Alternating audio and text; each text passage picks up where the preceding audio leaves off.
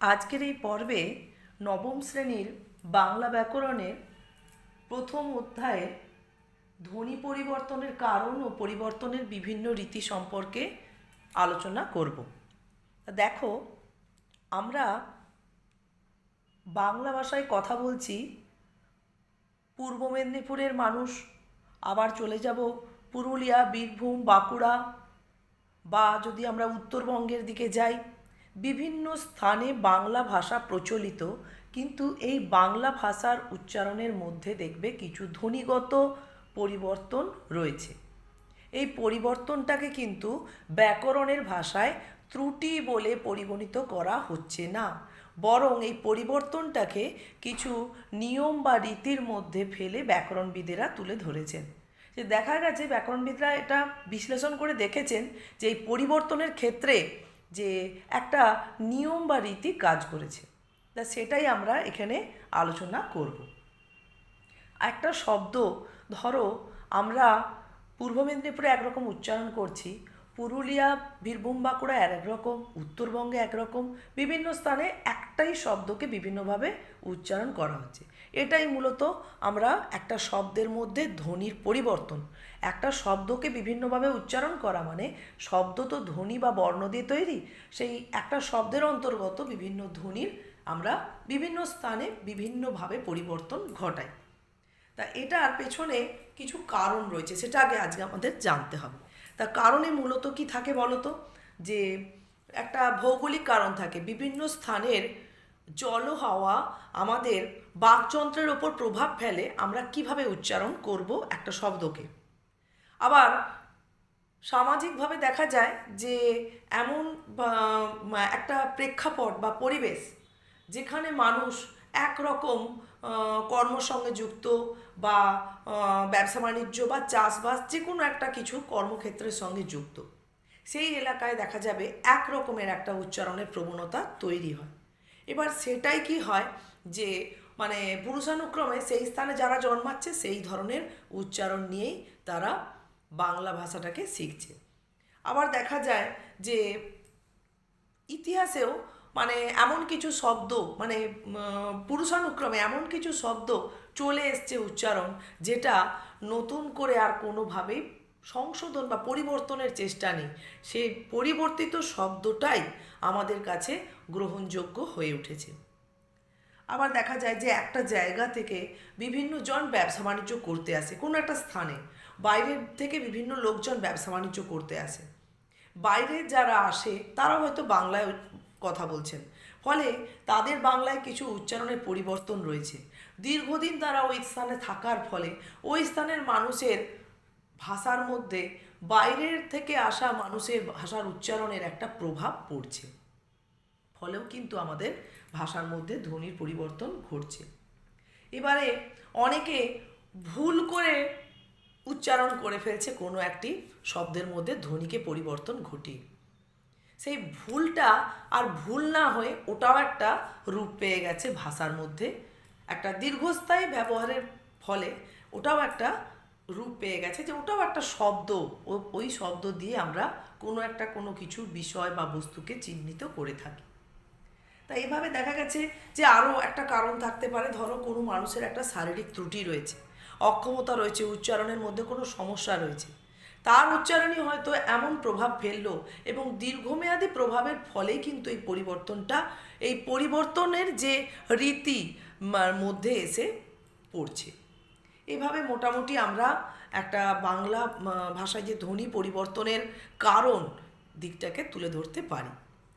তা এখানে তোমাদের ছোট প্রশ্নের মধ্যে থাকতে পারে যে বাংলা ভাষায় ধ্বনি পরিবর্তনের কারণকে দুটো ভাগে ভাগ করা হয়, যে একটা বাহ্যিক কারণ, একটা অভ্যন্তরীণ কারণ। বাহ্যিক মানে যেটা বাইরের কারণ, বাইরের প্রভাব, আর অভ্যন্তরীণ মানে যেটা বললাম কারোর শারীরিক কারণ বা মানসিক কারণ, যেটা আমার উচ্চারণ করতে সুবিধা হয়, এটা অভ্যন্তরীণ। তাই এক্ষেত্রে বলতে পারে পরীক্ষায় যে একটি বাহ্যিক কারণ নির্দেশ করো, যে ভৌগোলিক কারণ, সামাজিক কারণ, বিভিন্ন ভাষার প্রভাব, ব্যক্তিগত যে প্রভাব বা লিপি বিভ্রাট, এইরকম যে কোনো একটা কারণ উল্লেখ করতে পারো। আর যদি অভ্যন্তরীণ কারণ বলে তাহলে শারীরিক কারণ বা মানসিক কারণ যে কোনো একটা কারণ উল্লেখ করবে। এরপরে দেখো আমরা চলে যাচ্ছি সরাসরি আজকে ধ্বনি পরিবর্তনের যে ধারা। ধ্বনি পরিবর্তন হয় প্রধানত তিনভাবে। একটা হচ্ছে ধ্বনির আগম, আগমের মাধ্যমে, এটা 1 নম্বর। আর 2 নম্বর হচ্ছে ধ্বনি লোপ, ধ্বনি লোপ। আর 3 নম্বর হচ্ছে ধ্বনির রূপান্তর। তাহলে এই তিনভাবে আমাদের ধ্বনির পরিবর্তন ঘটে। তাহলে আমরা প্রথমে আলোচনা করব ধ্বনির আগম।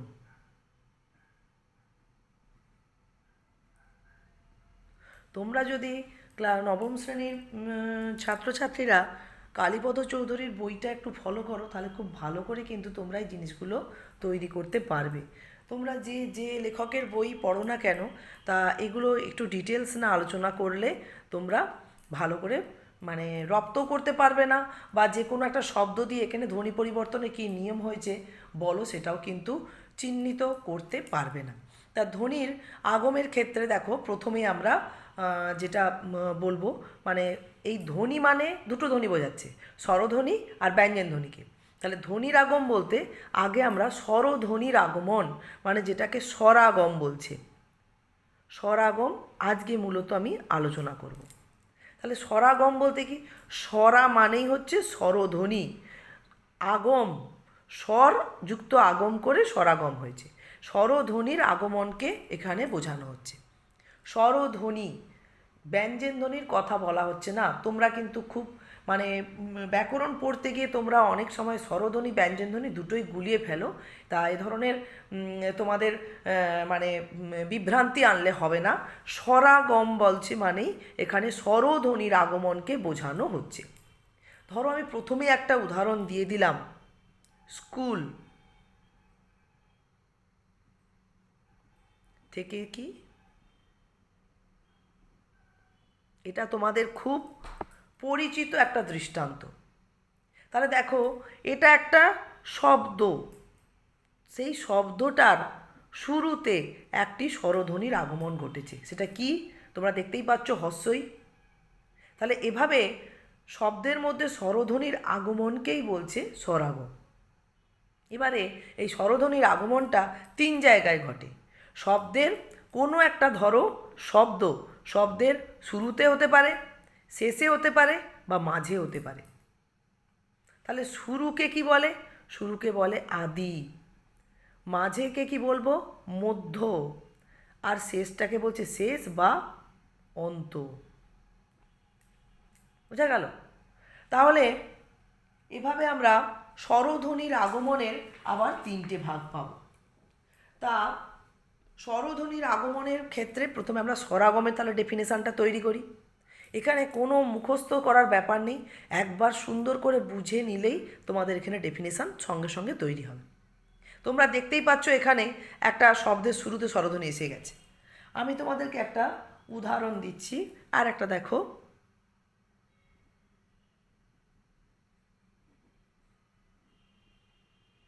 জন্ম থেকে জনম। আর একটা দিচ্ছি, বেঞ্চ থেকে বেঞ্চি। এই 3টে উদাহরণ দিলাম। তাহলে দেখো এখানে ছিল দন্তেন্য আর ম সংযুক্ত ব্যঞ্জন, এখানে দন্তেন্য আর ম আলাদা হয়ে নয়ের পরে একটা অস্বরধ্বনি উচ্চারিত হচ্ছে, এটা মাঝখানে এসছে স্বরধ্বনি। আর বেঞ্চ, যেটায় তোমরা শ্রেণীকক্ষে গিয়ে বসো, সেই বেঞ্চটাকে তোমরা বেশিরভাগ জন বলো কি বেঞ্চি। দেখো দেখতে হর্ষইকার আগে বসেছে, কিন্তু উচ্চারণ করো তাহলেই বুঝতে পারবে শেষে আছে হর্ষই, এটা শেষে এসছে স্বরধ্বনি। তাহলে স্বরাগম বলতে কি বলবো, সবটাই কিন্তু উচ্চারণের সুবিধার জন্য। প্রথমেই বলতে হবে উচ্চারণের সুবিধার জন্য কোনো একটি শব্দের আদিতে, মধ্যে বা অন্তে স্বরধ্বনির আগমনকে বলে স্বরাগম। তাহলে ডেফিনেশান কি, উচ্চারণের সুবিধার জন্য শব্দের শুরুতে বা আদিতে, মধ্যে এবং অন্তে বা শেষে স্বরধ্বনির আগমনকে বলে স্বরাগম। এবারে তোমরা ডেফিনেশন দেখেই বুঝে যাচ্ছ স্বরাগমের তিনটে ভাগ। এটা হচ্ছে আদি স্বরাগম, এটা মধ্য স্বরাগম, আর এটা হচ্ছে অন্ত স্বরাগম। ব্যাস, তাহলে আদি স্বরাগমের ডেফিনেশন কি? উচ্চারণের সুবিধার জন্য শব্দের আদিতে স্বরধ্বনির আগমনকে বলে আদি স্বরাগম। উচ্চারণের সুবিধার জন্য শব্দের মধ্যে স্বরধ্বনির আগমনকে বলে মধ্য স্বরাগম। উচ্চারণের সুবিধার জন্য শব্দের অন্তে বা শেষে স্বরধ্বনির আগমনকে বলছে অন্ত স্বরাগম। তাহলে এখানে তোমাদের উদাহরণ অসংখ্য রয়েছে।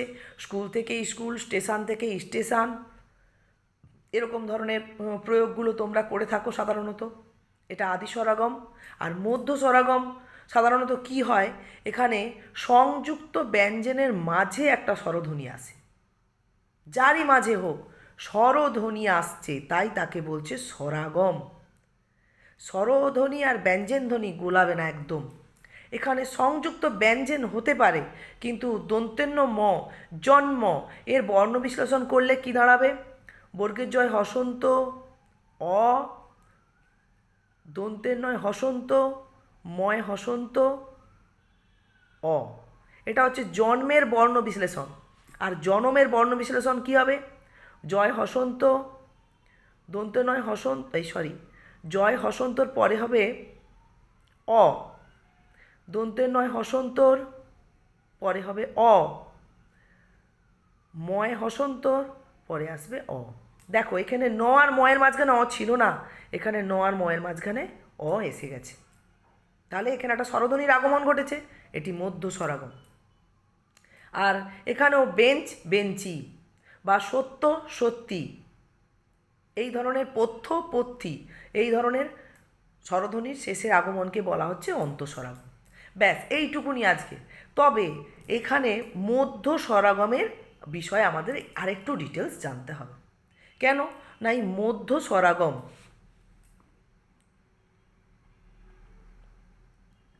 মধ্য স্বরাগমের আর এক নাম হচ্ছে স্বরভক্তি,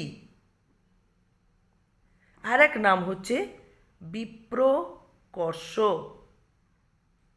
কেন না, মধ্য স্বরাগম তো তোমরা বুঝলে যে সংযুক্ত ব্যঞ্জনের মাঝে একটা স্বরধ্বনি আসছে, বা ধরো কোথাও সংযুক্ত ব্যঞ্জন নেই, একটা এমনি শব্দের মাঝখানে একটা স্বরধ্বনি ঢুকে যাচ্ছে, সেটা মধ্য স্বরাগম।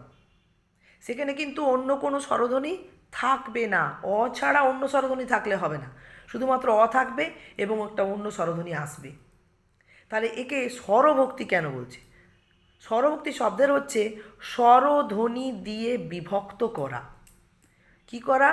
স্বরধ্বনি দিয়ে বিভক্ত করা, এটা হচ্ছে স্বরভক্তি শব্দের মানে। তাহলে কাকে বিভক্ত করা হচ্ছে? সংযুক্ত ব্যঞ্জনকে। এই যে এক্ষুনি বলা হলো জন্ম থেকে জনম, এই দৃষ্টান্তে দেখো দন্তেন্য আর ম সংযুক্ত ব্যঞ্জন ছিল, তাকে বিভক্ত করা হচ্ছে কি দিয়ে? না মাঝখানে একটি স্বরধ্বনি এনে। এ কারণেই এই মধ্য স্বরাগমের আর এক নাম হচ্ছে স্বরভক্তি। স্বরধ্বনি দিয়ে বিভক্ত করা হচ্ছে কাকে? না সংযুক্ত ব্যঞ্জনকে, ব্যঞ্জন ধ্বনিকে। আচ্ছা, এর আর এক নাম বিপ্রকর্ষ। কেন? বিপ্রকর্ষ মানে হচ্ছে দূরবর্তী হওয়া, দূরবর্তী হওয়া। তাহলে দেখো এই যে সংযুক্ত ব্যঞ্জনের মাঝে একটি স্বরধ্বনি আসছে বলে ন আর ম যে কাছাকাছি ছিল সে কিন্তু দূরবর্তী হয়ে গেছে, ওই জন্য মধ্য স্বরাগমের আর এক নাম হচ্ছে বিপ্রকর্ষ। তাহলে আমাদের যদি এই ধরনের দৃষ্টান্ত দেয়, ধরো এরকম প্রচুর দৃষ্টান্ত রয়েছে। ভক্তি, কয় তয় হস্যই, ভকতি, তাহলে ছিল কয় ত সংযুক্ত, ভকতি ঠিকই আছে, ক আর তর মাঝে স্বরধ্বনি চলে এসছে। কি স্বরধ্বনি? না অ। তোমরা ভাববে হয়তো হস্যই এসছে, না, হস্যই যেমন কয় তয় হস্যই এখানেও শেষে ছিল তেমনই শেষে আছে। এটার বর্ণ বিশ্লেষণ করলে দাঁড়াবে ভয় হসন্ত অ, কয় হসন্ত অ, তয় হসন্ত হস্যই। কিন্তু এখানে ক আর তয়ের মাঝখানে অ ছিল না, এখানে ক আর তয়ের মাঝখানে দেখো অ এসে গেছে। ভ ক, কয়ের পর যে অটা আসছে ওটাই হচ্ছে কয়তো স্বরধ্বনিকে ভেঙে দিয়েছে। তাহলে এখানে ফলে ভ আর ক আর ত দূরবর্তী হয়েছে, ক আর ত দূরবর্তী হয়েছে, এই জন্য একে বলা হচ্ছে বিপ্রকর্ষ। সংযুক্ত ব্যঞ্জনকে অস্বরধ্বনি দিয়ে ভাঙা হচ্ছে, তাই স্বরভক্তি, আর সংযুক্ত ব্যঞ্জনের মাঝখানে স্বরধ্বনি আসছে, তাই মধ্য স্বরাগম। ব্যাস, এই বিষয়টা ক্লিয়ার হয়েছে। তাহলে আমাদের আজকের মোটামুটি পড়া হলো শুধুমাত্র ধ্বনি আগমের প্রথম অংশ স্বরাগম। এর পরের দিনে আমরা পড়ব ব্যঞ্জনাগম। তোমাদের বিভিন্ন লেখকের বইয়ে হয়তো একসঙ্গে স্বরাগমের মধ্যে স্বরাগম ব্যঞ্জনাগম একসঙ্গে দিয়ে দিয়েছে। এভাবে না পড়ে তোমরা চেষ্টা করবে স্বরাগম পোর্শনটাকে আগে ভালো করে তৈরি করতে, তারপরে তোমরা ব্যঞ্জনাগম পড়তে যাবে। তাহলে আজকে এই পর্যন্ত। কারোর যদি কোথাও সমস্যা থাকে তাহলে আমাকে মেসেজ করতে পারো।